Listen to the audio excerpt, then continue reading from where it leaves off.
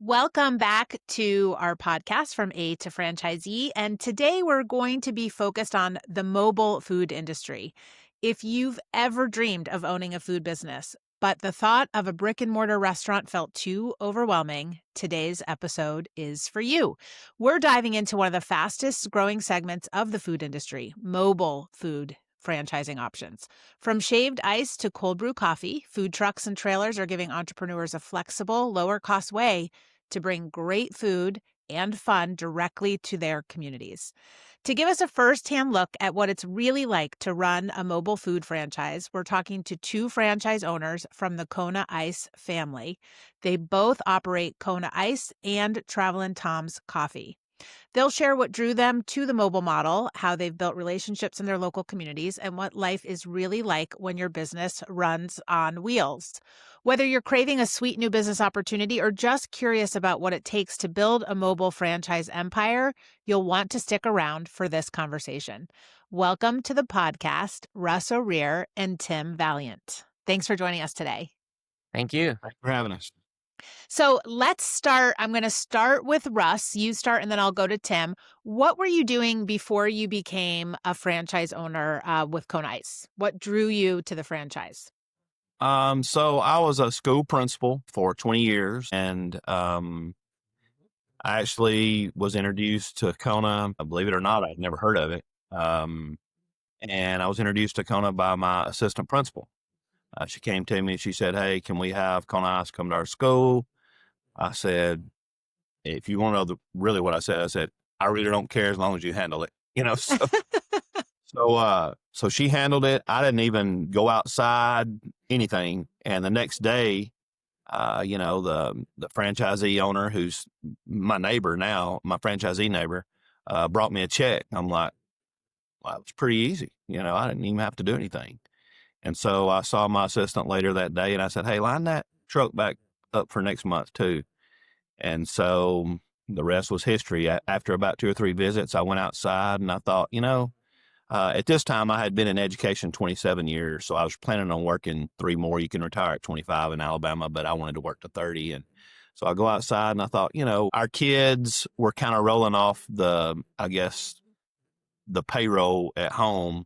They'd never really do, but they were, I guess, in the government's eyes. So we were like, we're going to have to, this next stage in life, we need to start a business, blah, blah, blah. So I don't know, it's just very intriguing to me. It seemed, I could give back to a lot of the organizations kind of on the other side of it, where in the past I had really, went out and in fact, I've actually apologized to some people that I hit up a lot for donations and stuff, because I'm like, okay, I know what it's like on the other end now. I'm sorry for all those times I called you for, to help my teachers or whatever, so, but it was just a great way to give back. And honestly, it's just, it's really changed my life in a lot of ways. So it's been awesome.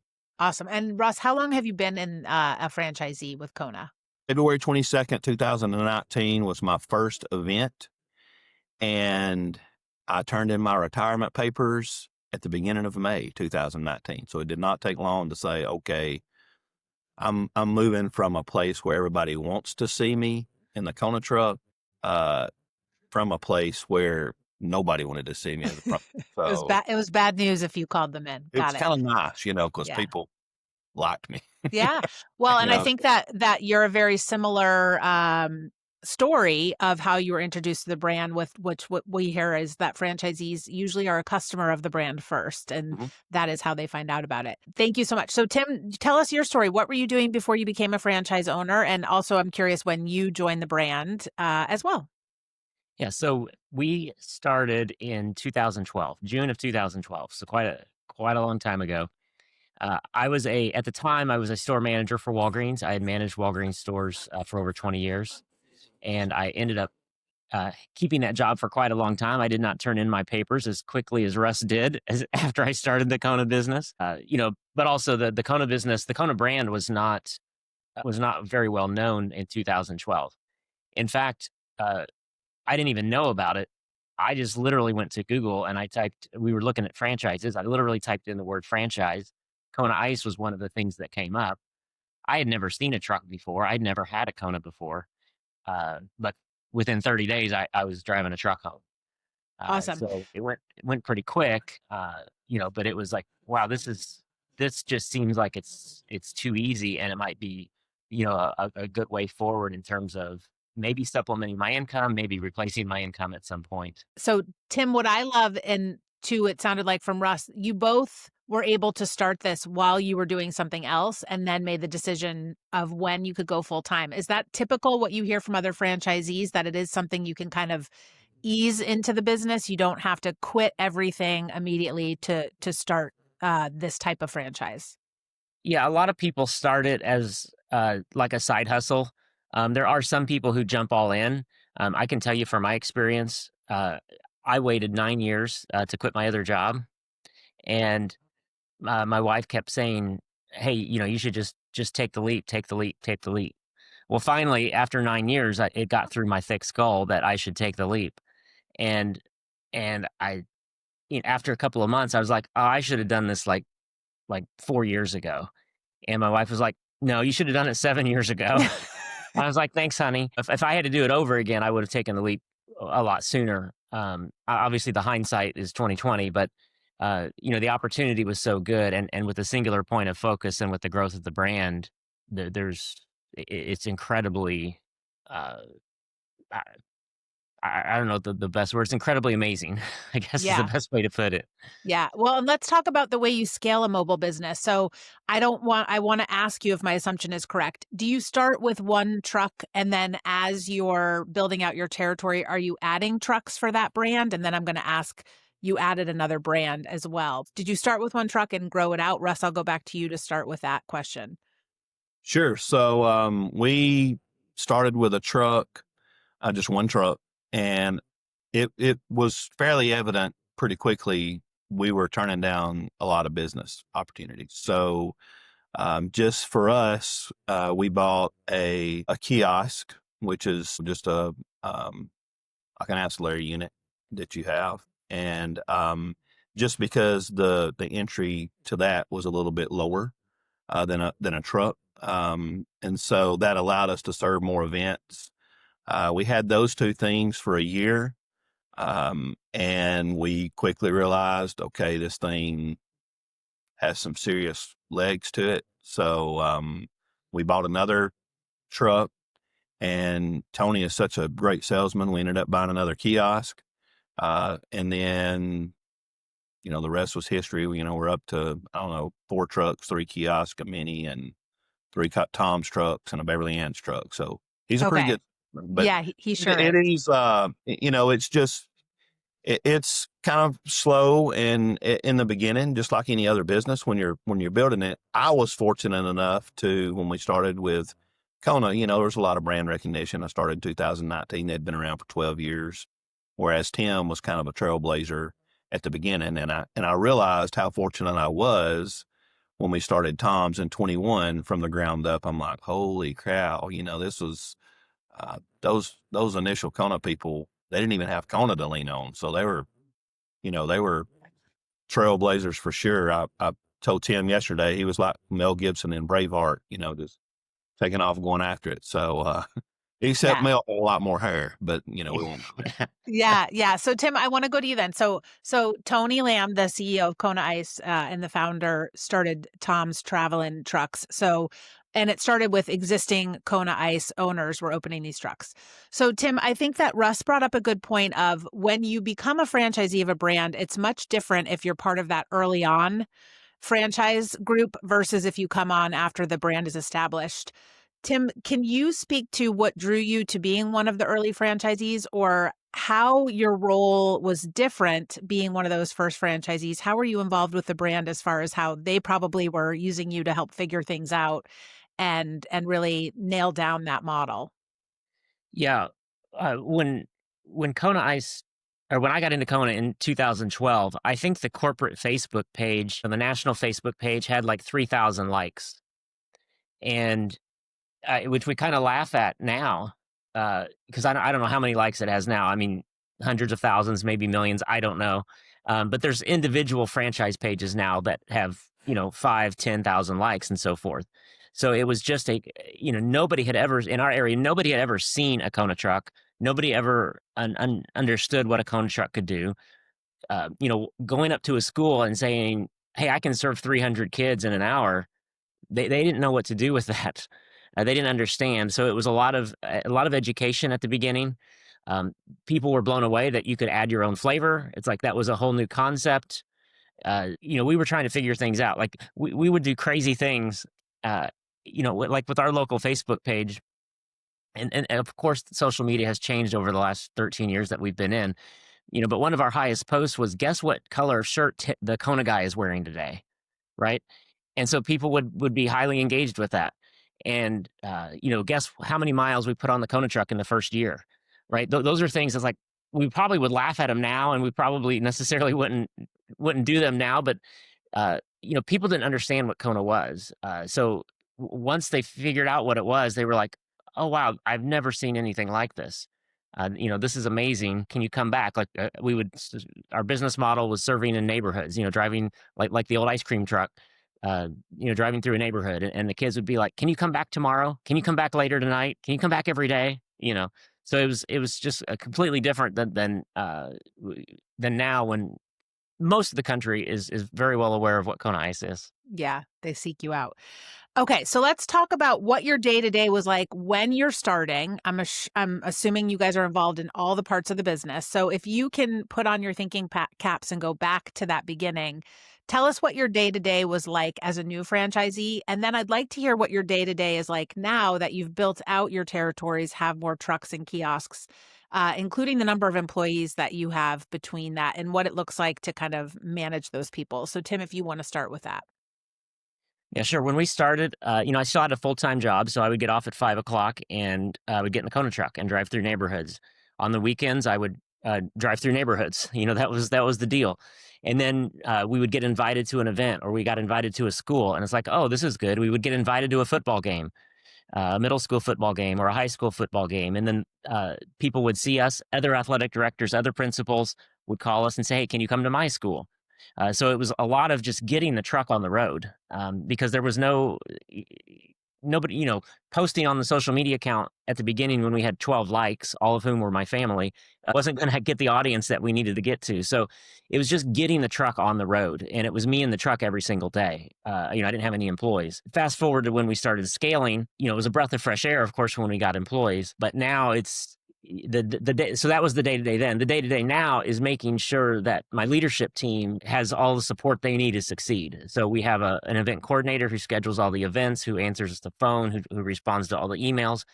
We have like a general operations manager who makes sure the employees are trained correctly, make sure the trucks are upkept properly. At our peak season, or at the peak time of the season, we have anywhere from my guess is 75 to 85 employees.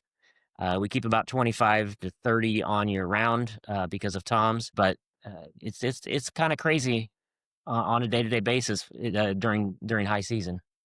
So your role has really changed into managing the business rather than being the person that's delivering the treat at the level of you're in the community.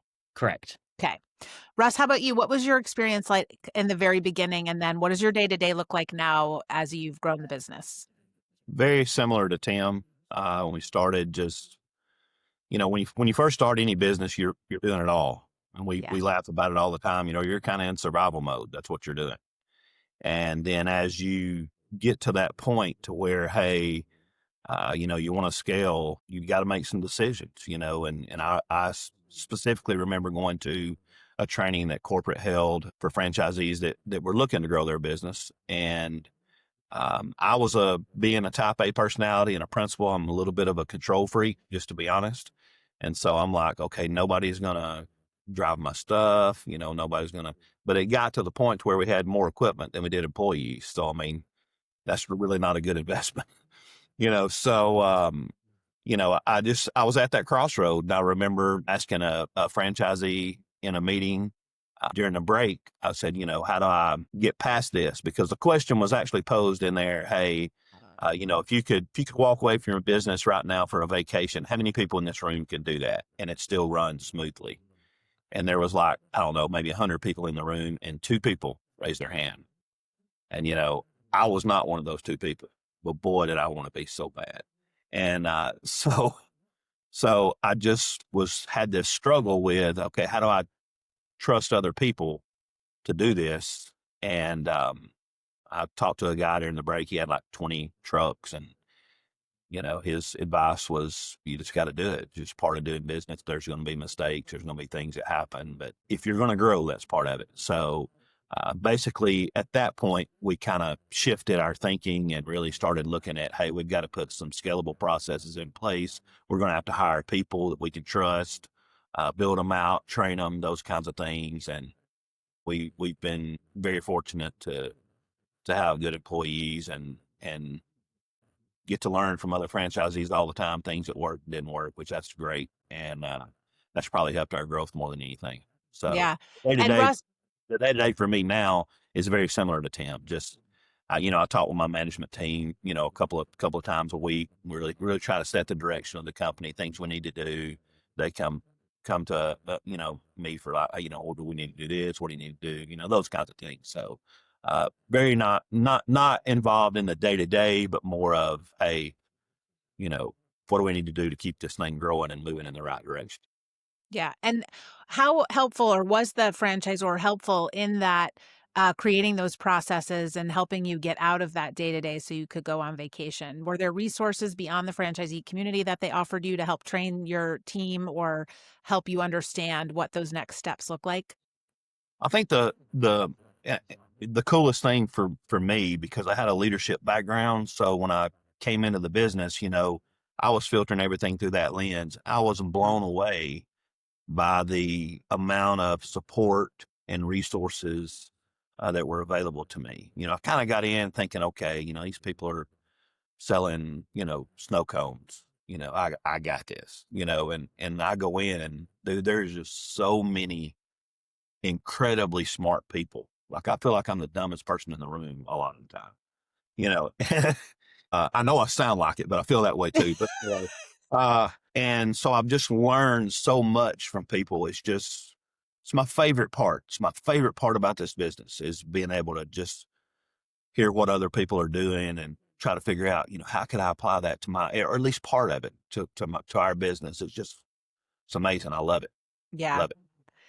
Tim, I want to go to you. So we've talked about the way that you were able to scale a mobile food business, the way that you were able to kind of grow slowly or leave your job and go into it. So there's a lot of pros to having a mobile food business versus people that are in a brick and mortar. What about some challenges that you have as far as running a mobile food business? What are the biggest things that keep you up at night, or the things that really have challenged you over the years? I think there's probably two things. One, I may not be specific to mobile food, but we always have the challenge of making sure we have enough employees in the mobile food business. What we like to say is, we work when others play. When you go to a baseball game, there's food vendors there. If there's a festival and you think you're going to enjoy a night at the festival as a person, that's fine. There's somebody on the other side of the counter who's actually working, right? So yeah, we work when others play. So just understanding that is one component. The other component, and this varies by state, city, municipality, so on and so forth, is there's different regulations everywhere. Some states you can have one health department certificate for the entire state. Where I'm at in Indiana, each county has their own. So we've got to go through and have. We operate in like 20 counties or something like that. So we got to have a food permit in every county. So there's a little bit of red tape that you just kind of have to push through and to be able to operate.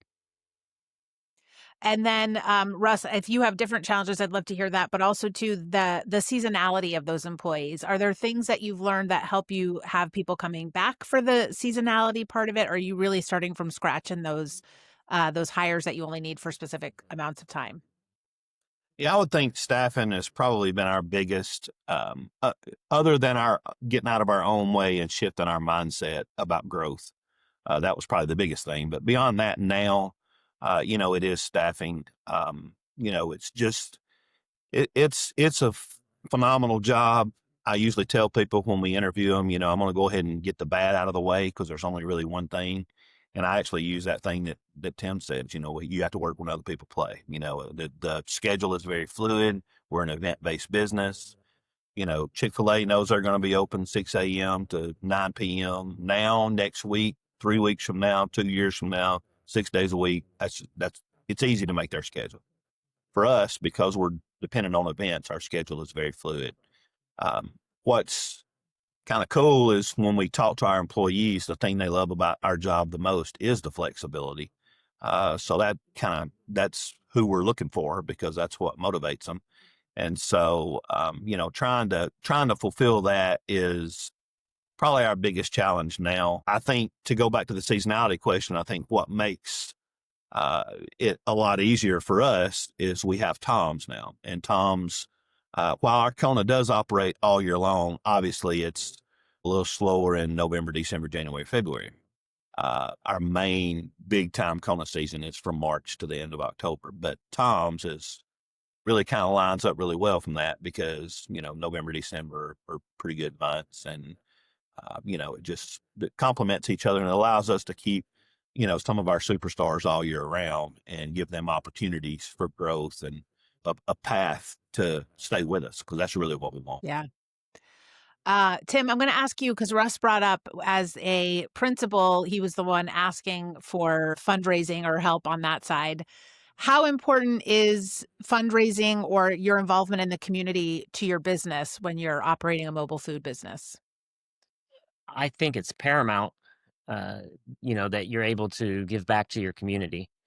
No matter what business you're in. What I love seeing is, when we added the brand Tom's, people were used to getting good checks from us. We would go to a football game, write a check to the school. We'd go to a soccer tournament, write a check to the organization, so on and so forth. And then when we brought on Tom's, we simply asked the school if we could bring that Tom's truck to the football game along with the Kona truck. And the answer, it was always yes. You can, bring it. And then we would give them a check based on a give back check also from the Tom's side of it. And time and time again, athletic directors and principals were not expecting it.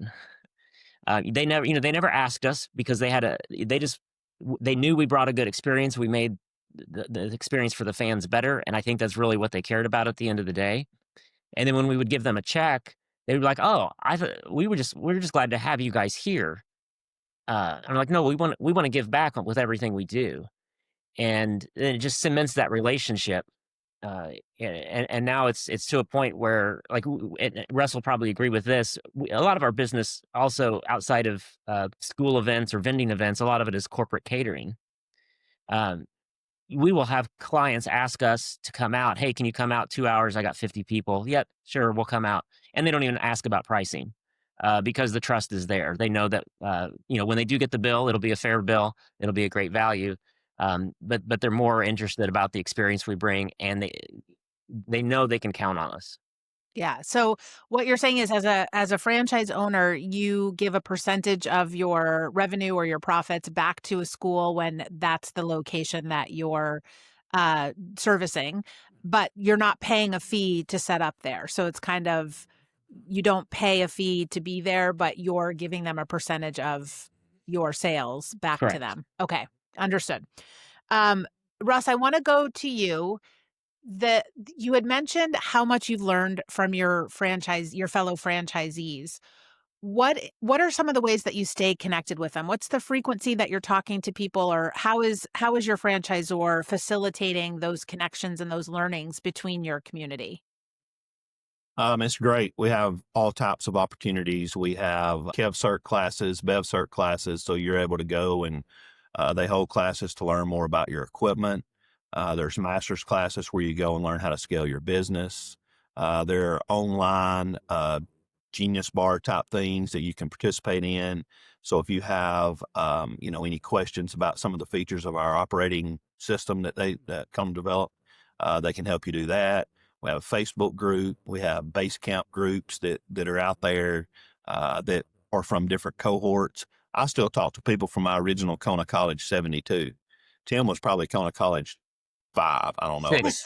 six. Six. Okay. I didn't even know if they had Kona College back then, but Yeah. um, no, but anyway, they just do a really, really good job of networking and providing those opportunities for you to learn. And then just the resources they provide that really have been developed by people that are in the business. So it's not like you have all these people that, are just, and this is terrible in education. You have people that have never been a principal that are telling principals what they need to do, or you have people that have never been a teacher, might be a superintendent, or whatever.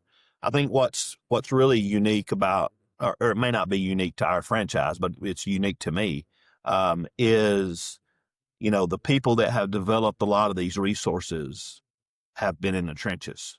And so they work, and I think that's just, again, to me, that's the most exciting thing. And I just love talking to other people and hearing what they're doing and trying to figure out a way that it could help us grow and be better. Yeah. So when we look at our data, we get feedback from franchisees across all types of business models. Food and beverage franchisees do tend to have lower satisfaction scores than other sectors of franchising. And I think that has to do with the food costs, the staffing issues that you've talked about, which touches a lot of industries, but I think there's seasonality to it. I'm going to go to Tim for this to start with. When we look at the food segment of data, 80% of franchisees agree that their fellow franchisees are supportive of each other. So I think that community piece is extremely important for your success as a franchise owner. You get to tap into people running the same business. But one of the things that surprised me is only 56% of franchisees agree that the total investment into their business, including both time and money, was consistent with the expectations and information provided to them by their franchisor. So there's a big opportunity, I think, to educate people before you buy a franchise. How do you get at that? How did you guys do this? Or how do you talk to candidates to really have an understanding of what it takes to run this business, what it takes to break even? How can you as a franchisee educate people on what are questions they should ask, or how can they get at those numbers so they walk in with the best expectation of what it takes to be successful in a mobile franchise?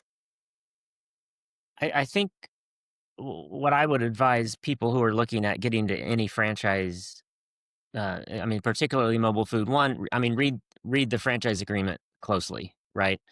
But two, and more importantly, go talk to franchisees in that system. Uh, go do your homework. Uh, you know, don't jump into anything real quick. Don't be overly optimistic. Be realistic. Starting any business is hard. It is hard work. There's no other way to say it. If everybody, Russ and I just had this conversation last night. If you could start a business and in 3 months recoup your entire investment and already make money, there would be 5 billion small businesses on the planet, right? It's not that way. It's hard work. Uh, I think we've got a lot of benefits for us in the system with Tom's and with Kona. We have a low cost of goods. We have a pretty efficient operating system. We have a very quick serve time. The ingredients are there for great success, and great success to happen much sooner than maybe other food concepts. But do the homework, talk to the franchisees, and ask the hard questions. Don't just ask the questions like, how good is it? You should ask the question, how hard is it? How many Yeah. times did you cry in your first year? Yeah. Great How many question. times, what are your biggest challenges? If you had to do it over again, what would you change? What would you do differently? Ask those types of questions, and then be honest with yourself. It's like, oh yeah, that's not a good fit for me, or okay, I was born to work hard. I can get through this, but it's hard work, incredibly rewarding at the end of the day. But it's not a cakewalk. Yeah. Russ, is there anything that you would add to that? I think those are all great tips. Yeah. And so cost of goods, number of employees it takes to run day one, those are great questions that you called out too. Russ, anything else you would add to that? Yeah, I think those are great. I think it's really easy for people to see at an event, festival, whatever, a mobile food truck or a mobile truck and a long line, and they start doing the math, and they're like, man, he made up so much in 10 minutes, and they have no concept really. And I didn't, to be honest. They have no concept really of the amount of work it takes behind the scenes. You're just seeing a small slice of the work that it takes to do it. So, I think that people don't really realize when they get into the mobile food industry, how much work it is. And, really until you can learn to scale and be in a position to scale, just like I said earlier, you're in survival mode. And, when you are trying to survive, you're working hard, Yeah, and when you start, if you're going to be successful, it's 60, 70 hours a week. That's just what it is. And they're not the good hours, so the bad hours. So while everybody else is having fun but it's incredibly rewarding. It's just, I mean, like I said, it's changed our life. We've been able to help a lot of people, not just, and I know Tim does this too, not just people that we're specifically working with. It's put us in a position to be able to help other people. I have a heart for teachers because that's where I'm from. So I help a lot of school districts and sponsor a lot of things that, I know teachers and staff people that work in schools deserve some credit, that's so right. they have a tough job for sure. So Yeah. I think that's really good advice. I'm going to ask you one last question. If there's anything we didn't cover, Tim, I'll go to you first. What advice would you give to someone that is listening to this podcast and considering becoming a franchisee of any system across any segment? What advice would you give to them? Just do your homework. Make sure it's something you have a passion for. We've seen this, people will come in and candidates will come in, right? And the first question they ask sometimes is, well, what's the ROI? How much money can I make? Right? If those are the questions that you're asking, you probably shouldn't get into this business. You need to find something that you're passionate about and that you enjoy doing. I know that when I was much younger and got into the business, I was like, well, how much money can I make? I was one of those people, Hmm. right? But I had a transformation shift, I think, in my thinking. It turns out the world is not all about me, and I shouldn't be, I shouldn't be worried about me. But when I started thinking about, well, what kind of a workplace can I create for my employees? Can I create a place where everybody wakes up and they can't wait to come to work for me? Uh, and if we can do that, well, my goodness, to me, the brand doesn't matter in that case. It's like, why do you want to go into business for yourself? And make sure it's something that you're passionate about. And I mean, Russ mentioned his passion for teachers. Like, I want to employ as many people as possible. I want everybody to wake up and again, look forward to coming to work. Life is too short to not enjoy what you're doing every day. So let's try to employ as many people as possible so that everybody has a chance to earn a good living, but enjoy their day. You don't want to have a like, oh man, I got to go to work today. I got to do this today. I got to do that today. No, it's like, I can't wait to get to work today. I can't wait to do what I do every day. So just be passionate. Choose something that you've got a passion for, because with passion, that's going to keep you motivated when you're tired. It's going to keep you motivated when you don't want to be motivated, but the passion just burns forever. Yeah. Well, and I like your comments about being a leader and creating that culture within your own organization of, it's the saddest day when we lose employees, but if they have great things to say on their way out, your job has been done. You provided them with a paycheck, but you also are providing experience for them while they're with you. So that's great. Russ, how about you? What advice would you give to people considering a franchise? well, Tim went first, so he stole a little bit of my idea, but uh, a lot of the same. Do your research. It's going to get tough, so you better enjoy what you're doing because you don't want to buy a job. But the best thing that I would say to kind of piggyback on what Tim said is, we're in the experience business. We like to really create experiences for people. And what's so cool about owning your own business is you get to set the direction. You get to make the decisions. You get to set the culture. All of those things. So if you've ever had a job that you did not enjoy, and I think most of us probably have, you know how great it is to have one you love to go to work to. So like to Tim's point, it's great that I know, hey, I got 30 employees and, I work every day to try to create the best environment for them, because my best recruiting tool are those 30 people, that, Absolutely. so it's just super cool to be able to do this journey and do it beside other people that are experiencing the same stuff and can really give you some insight on how to be better and grow.